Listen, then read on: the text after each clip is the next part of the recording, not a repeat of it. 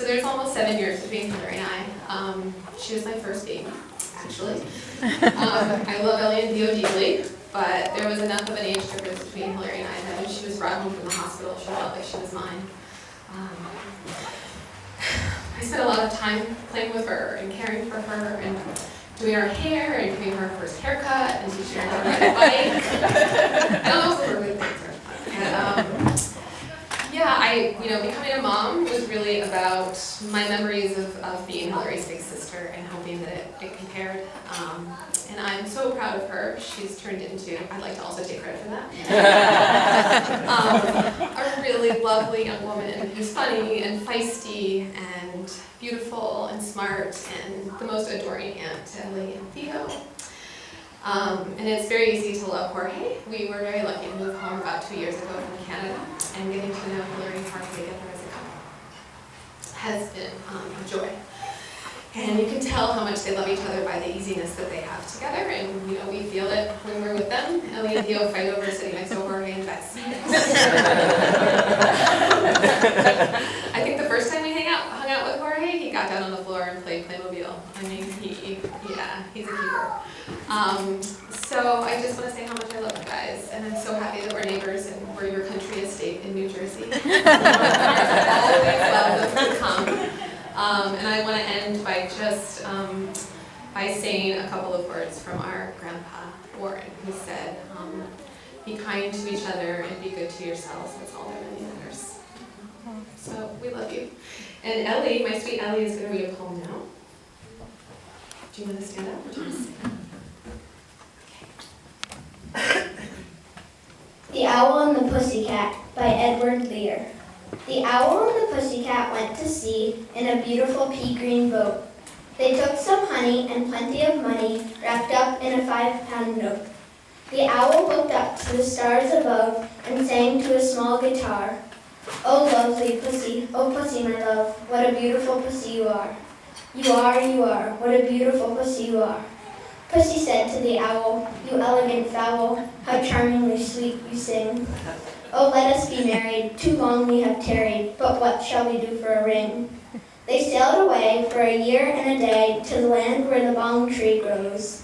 And there in a wood a piggy wig stood with a ring at the end of his nose. His nose, with a ring at the end of his nose. Dear pig, are you willing to sell for 1 shilling your ring? Said the piggy, I will. So they took it away and were married next day by the turkey who lives on the hill.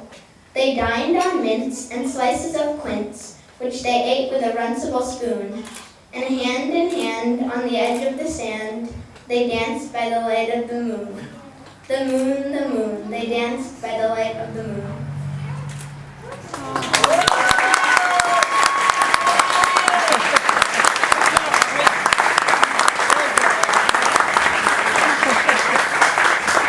Another round of applause for Ellie. That was awesome. Great. Really good. I'm going to hire you. Jorge's brother Vicente would also like to propose a toast tonight. So where are you? Oh, here we go. Hello, everyone. You guys really screwed me. How am I going to follow that? All right, so everyone knows I'm George's older brother. So a little more than 8 years ago today, George stood in front of a crowd of family and friends, much like this one. In fact, some of you guys were definitely there. He said a bunch of kind words. It was a long time ago. I'm going to get emotional, it's crazy.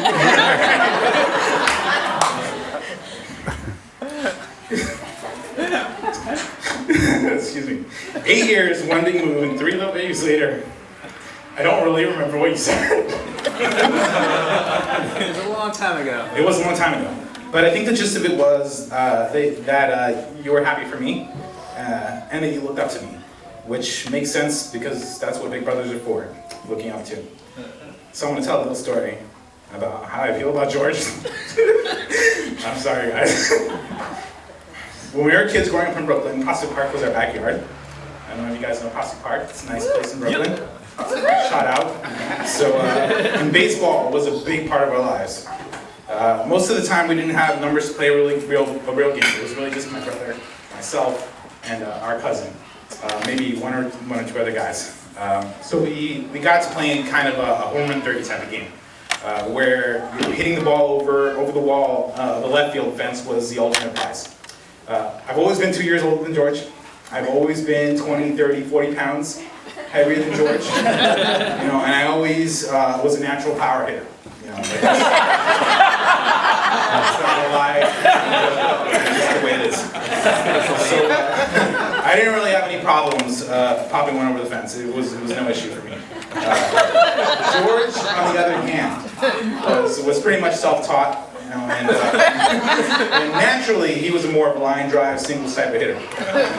It was definitely more of a challenge for him to get one out. But his determination was unmatched. He went out every day, day after day, week after week, for a really long time. And I'm talking years here, people, years. It wasn't like a summer or something, it was years. He'd get up, he'd take his hacks, and not be able to hit it high enough or far enough. But with each swing, he got better, and he hit the ball a little longer. He got a little closer to the goal. He never really got upset during all those swings and misses. Or the ball that just came short of the fence, he just put his head down and got back to work at it, which is very different than myself. I was very temperamental, and I was known for throwing bats and craziness like that. And he always looked at me and was like, "What is wrong with this guy?" He never gave up. And on the day he finally did it, I think I was happier to see it than he was. It was a really amazing moment for me. So this is about me. When I started writing this, I had no idea I was going to end up talking about us playing baseball in the park. I just kind of let my thoughts go with the speech. And so circling back here, in 8 years, when George looks back on today, I don't expect him to remember much of what I said, other than me choking up, which I'm sure he'll hold over my head for a long time. But I hope that he remembers the gist was that while he may look up to me because I'm his big brother, excuse me, and that's what big brothers are for, I look up to him for all the things that he's accomplished. Hitting that ball over the fence, getting into a great college despite the New York City public education system not really making it easy for him. You know what that's about. Seeing the world and exposing himself to as much culture as every person should be lucky to do so. Getting his PhD and becoming the first man or woman that could be called doctor in our family. And finally, for not giving up on the dream I know he's had since puberty. he's had it since that night. I know, the dream to find the perfect girl. I've seen this relationship form, mature, and I've gotten to know Hilary, and I'm so happy to welcome her to the family, the Valderrama family. I've never seen anyone make George as happy, and to tell you something else, no one is happier to welcome her to our family than my daughters, who've already taken to calling George Hilary. It's more efficient that way. I'm an engineer, so I'm very much about efficiency. So with that, please raise a glass to these two. I love you both, and I'm looking forward to many nights of leading all 3 of my kids with you. So Annie and I can have a much-needed date night at Sizzler. Round of applause for the sunset, ladies and gentlemen. Beautiful.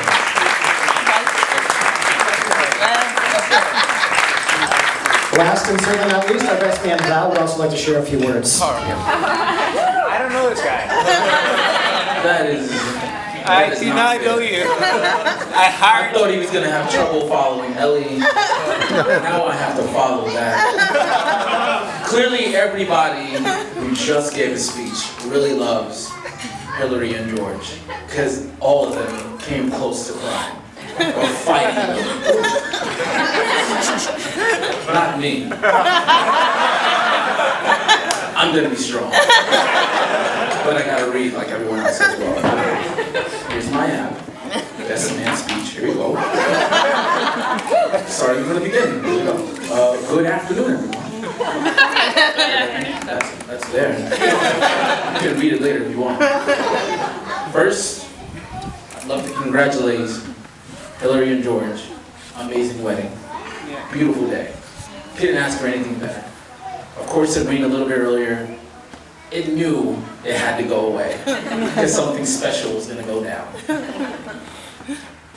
George and I have been friends for 20 years. That's a lot of time. 20 years. We've known each other since high school.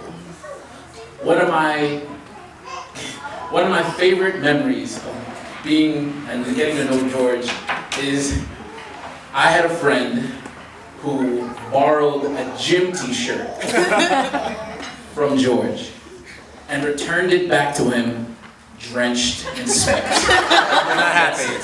There's no way I'm gonna wear this again. It's just, and George came to me and was just like, what am I supposed to do about this? Can you help me out? And I just looked at him like, I don't know what you want from me. I didn't do this to you. You have to take care of this with him.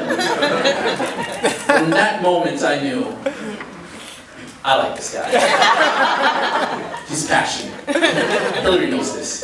He's a passionate guy.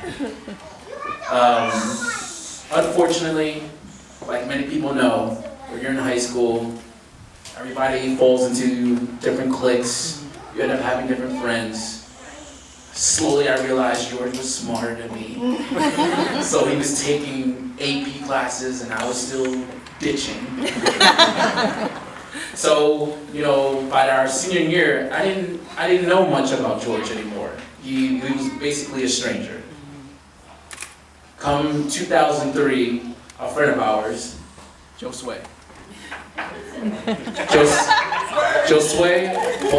depending on who. He tells me, hey, George is in town, we should go see him.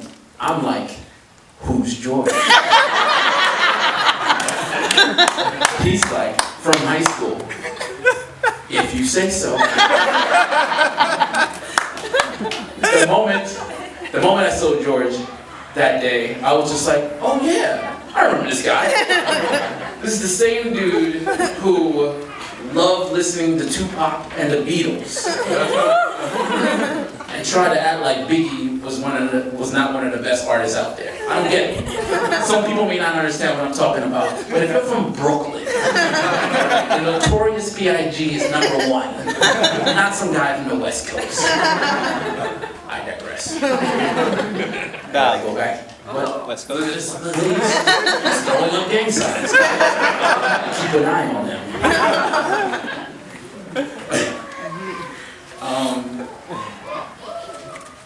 Gym shirt, yada yada yada.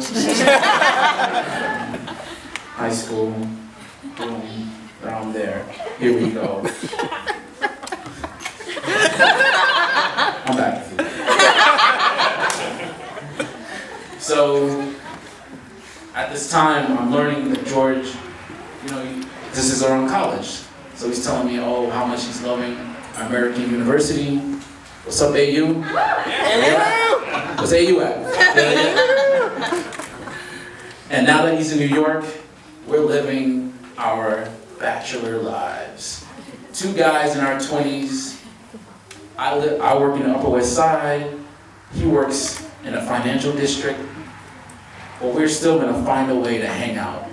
And that's one of the things that I knew that I loved about George in that time when we met each other again, is that he was always there to be by my side, just looking for a good time.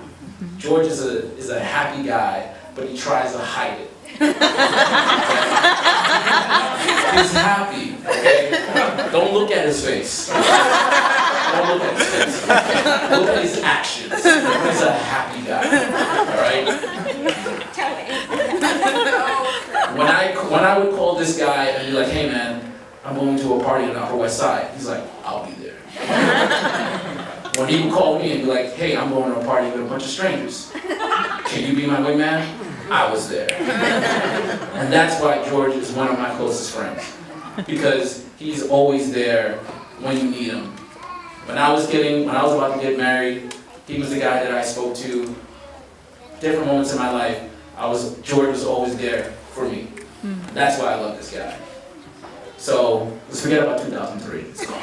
Let's go to 2014. What happened there?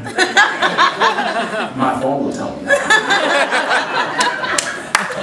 This is good. You'll love this story. Oh yeah, 2014. That's the year George and Hilary met. Ooh. Such a lovely time. Look what they just did, just because I said it. Now, George said it a little bit in his vows, but personally, I found it amusing that George and Hilary, their first dates, they just went for a run. That's it. I don't want to say, you're my girlfriend, or you're my boyfriend. We don't like labels. Millennials. What they wanted to do was just go for a run. Get out of here. But that's when I knew, okay, I'm not hanging out at George's place anymore. There's no more nights where we're going to be watching The Simpsons and drinking a beer. Because he's about to get married to this girl. It's a wrap. She runs with him. Everybody in here knows how much George and Hilary love to run. Everybody. He put it in his vows. They love to run. And then I said that part. I said the part about running. I didn't even have to look at this one. Wow. You gotta keep your thoughts inside, bro. All right.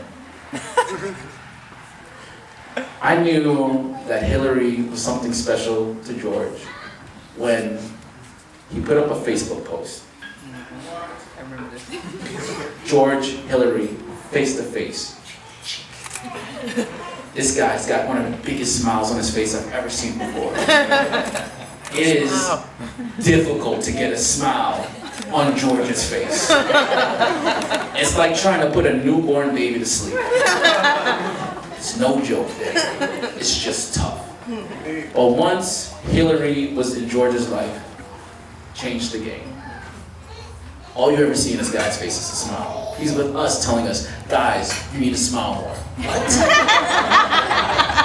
How dare you talk to me like this? You smile more. Where's your lady? Then he remembered he's close to the end.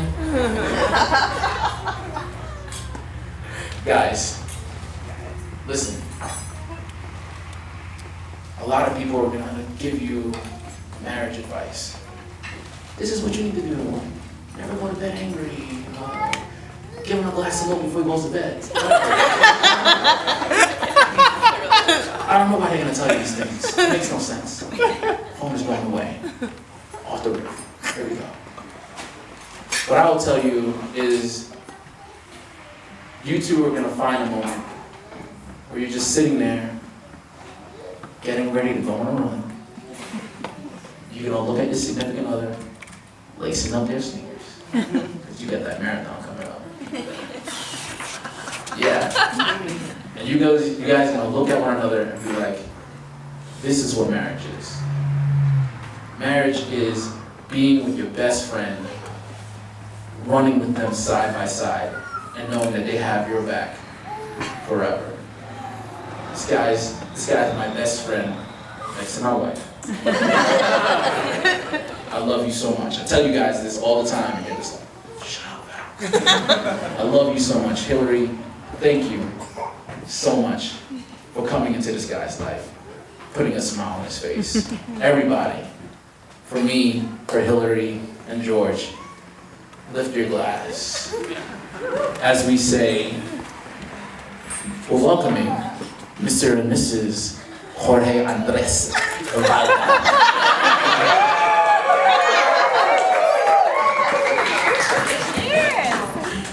Well done. Another round of applause for the bride and groom, folks. All our family and friends here tonight. Now we get to kick back, relax, and enjoy ourselves. Dinner will be served momentarily. The staff here will be coming around and inviting you up to the buffet, so just sit tight where you are. We'll be coming right around.